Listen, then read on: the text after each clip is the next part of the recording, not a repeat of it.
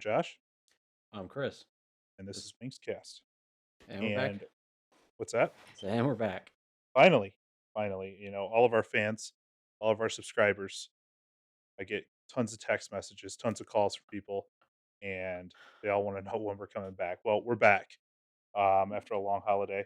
Trust everyone's holiday was great, but I think one of the things of all the topics we want to that stuck out to us, I think the Calder race is the big one for us right now. Yeah, What do you think? yeah. I mean, this is kind of a big deal for Wings fans, and I get it. I mean, you've got Raymond, you've got Seider. Maybe to an extent, we have Nedeljkovic too. Nedeljkovic has actually played pretty well this year.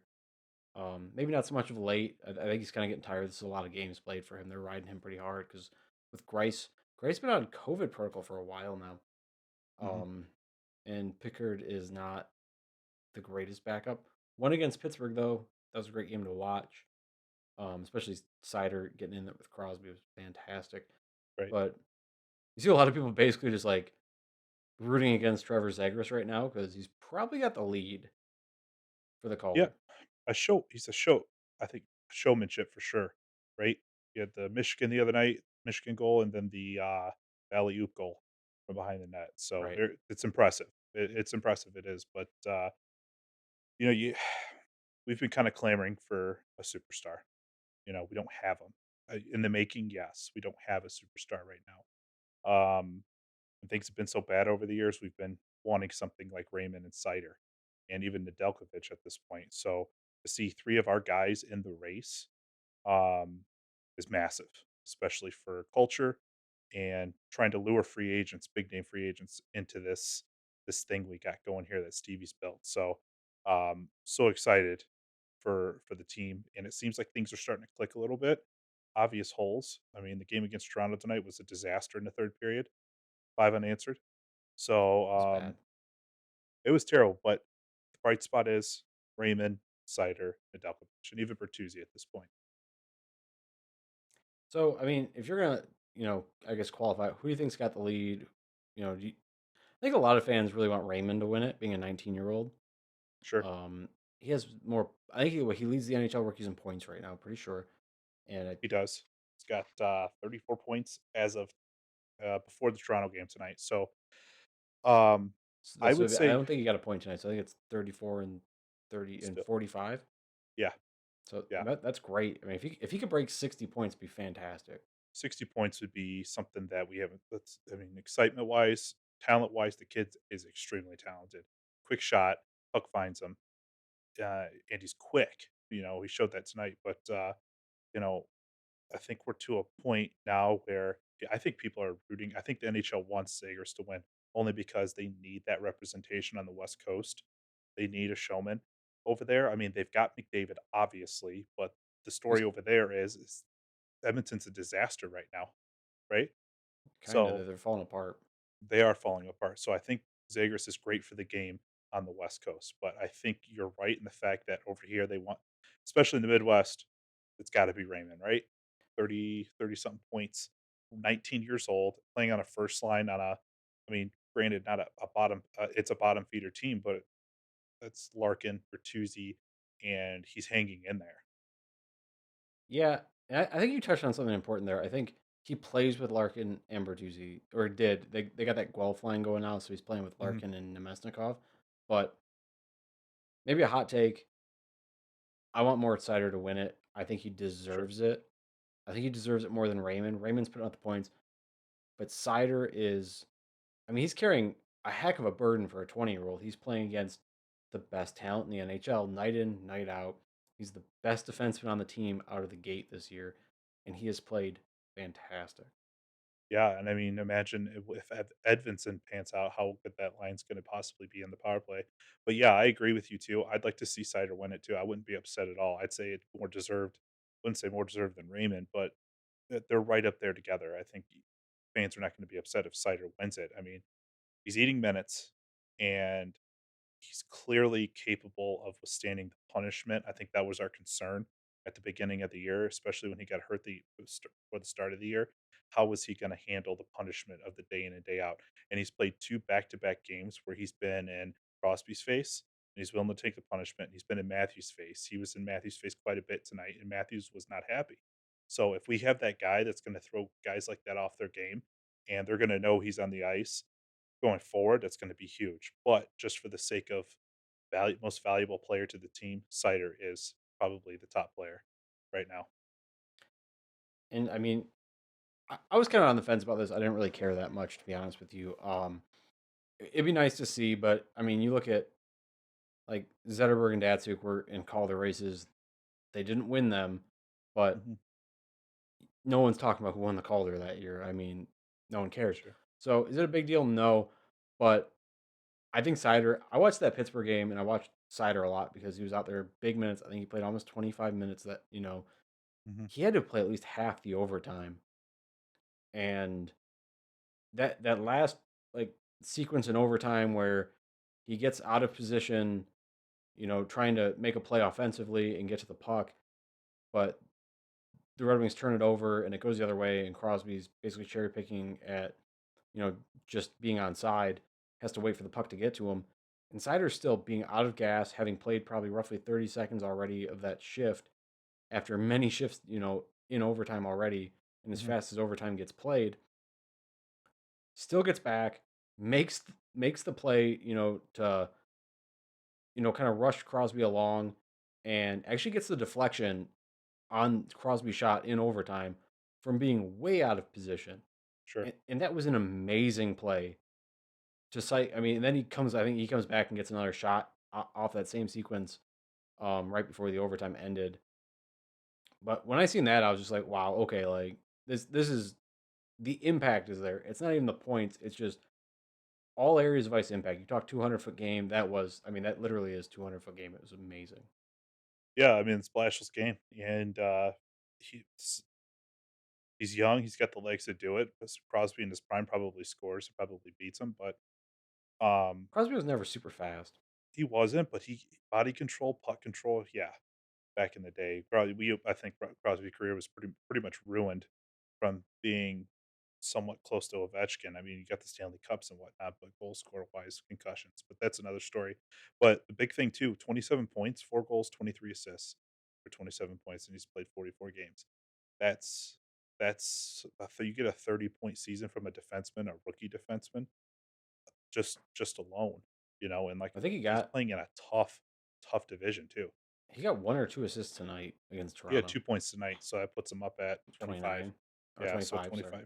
25 assists, so yeah, 29 points. Right. Okay. So he's got the offensive ability. That goal against Buffalo in overtime, Yeah, where he that just was kinda yeah. chipped it over his shoulder, that was phenomenal. So we're seeing I mean, Datsuk had his moments to shine, Zetterberg had his moments too, but this is something I think that could end up being bigger than them, just from what we've seen so far.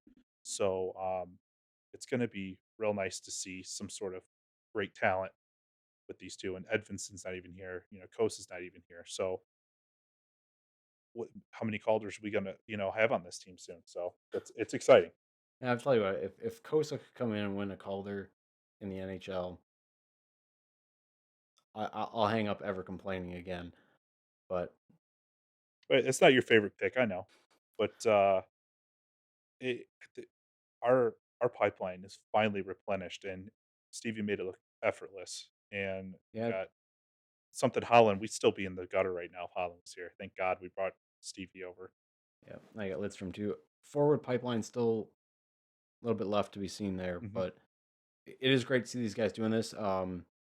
It's kind of funny talking about Calder. A lot of people thought in the preseason Cole Caulfield was going to run away with this. It was Right. no contest, right? And then you wonder, be crazy if something like that ended up in the AHL for a while. Yeah, Whoops. right. Whoops. And the whole franchise just essentially collapsed this year. Oh New yeah, they GM, they new everything. imploded. Just It what a completely mess. imploded, as only Montreal could do is implode. Have Again, that dream season. yeah, they had a great run, but yeah, they traded away. They didn't value the guys that really helped them get there. Um, unfortunately for them, Mhm. probably another dark horse in the Calder race. I like Anton Lindell in Florida. He's playing for a really good team, but he's playing really well.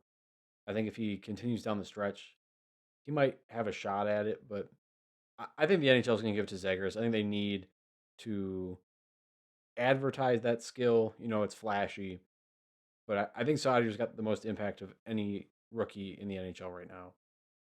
I do too. I mean, the flash is great until you get to the point where it really matters. I mean, the guys that are powering these teams through the playoffs, yeah, you've got your first and second lines, but it's the 3, 4 guys that are eating minutes too.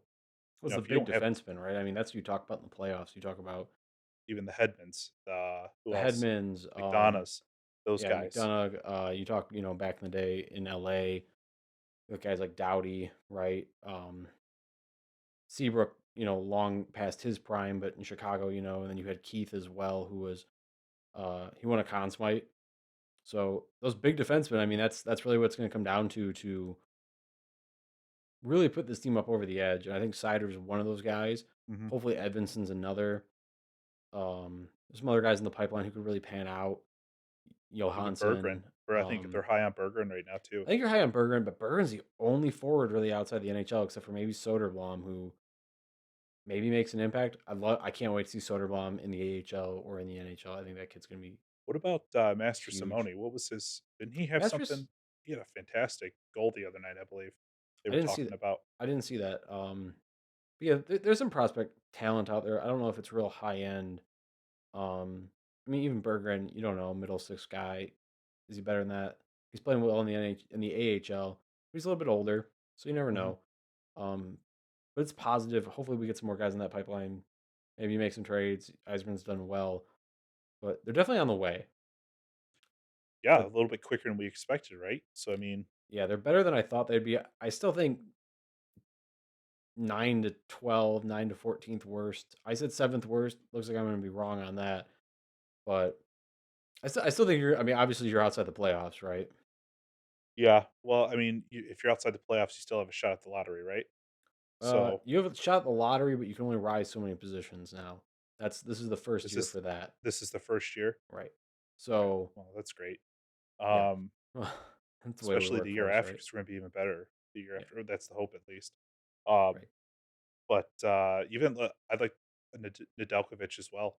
I mean, I think he's our long-term solution in that right now, at least He's until Kosa gets up here and proves himself at least. The guy's massive, Yeah, but, Kosa's I got a long love way to go.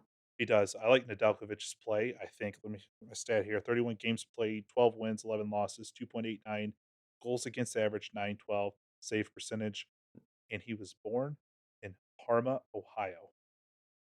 Really? You're Yep, Parma, Ohio, Wow. and that is not far from where we are. Yeah, I thought Nedeljkovic was overseas I thought he type was like player. Czech or something. He may still be, his parents might be, obviously, but Well, from yeah. Parma, Ohio. But, Wow, that has to be a favorite son of Parma, Ohio. Then, jeez. jeez, right? It's in the middle of a field from what I remember. No, I think there's like a car auction out there. But anyway, it's gonna be interesting to see. I love his style of play. I think he is the long-term solution. I think Bryce is just always kinda gonna be that long-term backup, like, maybe, Gustafson when he first came in with us, or a Ty Conklin kinda guy. So, I don't think he's going anywhere, maybe another Bernier, you know? Yeah, we'll have to So, find. He'll have to find a backup. Hopefully, we can find someone who can platoon with him a little bit better because you gotta give the guy a yeah. break every now and then. I don't think he's ever going to be, well, maybe not ever, but it's tough to put 50 games on a goalie now. 50, 55 games on a goalie now. It's tough. Well, I mean, you go like Tristan Jarry from Pittsburgh. I mean, that guy stepped in, when Matt Murray kinda took his fall from grace, and Right. then, you gotta have a tandem now, and then the game's just going that way. You don't have the Patrick Waz anymore. Carey Price used to be that guy. He can't do it anymore. And I mean, but Lundqvist couldn't do it. He got too injury prone. I mean, some of these Hall of Famers can't. It's not part of the game anymore. Skill set's so high, and the wear and tear seems to be more. Yeah, the Whether it's movement just the movement on a goalie now I think is way more well, not stringent I guess, but they have to move a lot more, right? I mean, you're just yeah.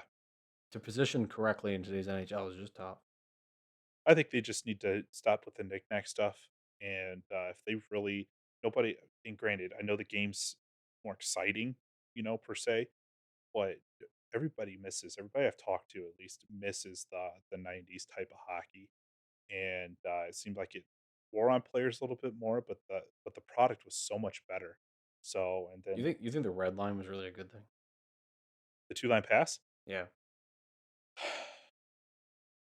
I mean, for what they wanted to do, yeah, good thing for them, but, I mean, like I said, the hockey people wanna see, especially here, is the 1-0 games that go 4 overtimes. That's the games you wanna watch, right?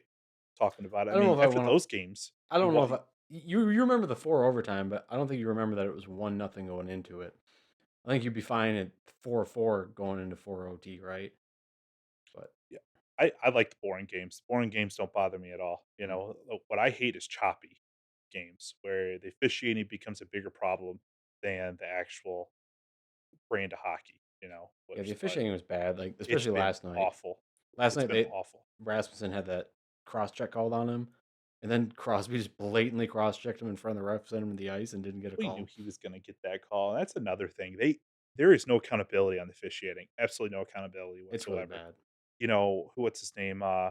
Who's the guy that's everybody likes so much? Oh, The I know who you're fighting talking guy. about. Yeah, the fighting guy. Yeah, I don't Yeah. remember his name off the top of my head. Everybody loves this guy. I think he's great for that type because refs get a bad name. What Holy hell, the officiating. I wanna swear so bad with it. It's been abysmal, and it's not just the Wings, it's everybody. It's everywhere, and it's coming down from the top because, oh, this knick-knack cross-check stuff. That was just part of being in front of the net. Look at Thomas Holmstrom. Made a living in front of the net. He was fine, but if they're worried about the boarding and all that and the charging or whatever, then call harsher on the boarding, Yeah, alright? So the other one bad from last night. That like the first period. I don't remember if Seider got tripped and or if one of the defensemen got tripped, and they weren't going to call it until they realized that the Penguins are going to be on a 2-on-0 against. And then that's when they call it. They're like, "Oh, okay, that trip actually mattered, so we're gonna call the trip now." right. I was like, what is this? This is terrible." It's reactive officiating. It's But not a proactive, but whatever. That's about yep, the we're way officiating. off. I We're don't know. way off topic though. Calder, who wins it? Zagreus. I'm gonna say Zegers too. I think it should be Cider, but it's gonna be Zegers. So, yeah, I would love it to be Cider. It's either Zagreus or Raymond. I don't think a defenseman's ever gonna win it They have out of recently. this They have year. like, I think like 3 of the last 10 or something like that. But anyways, on that topic, I don't have anything else. I'm good. All right, like, comment, subscribe. We'll see you guys next time. Yeah.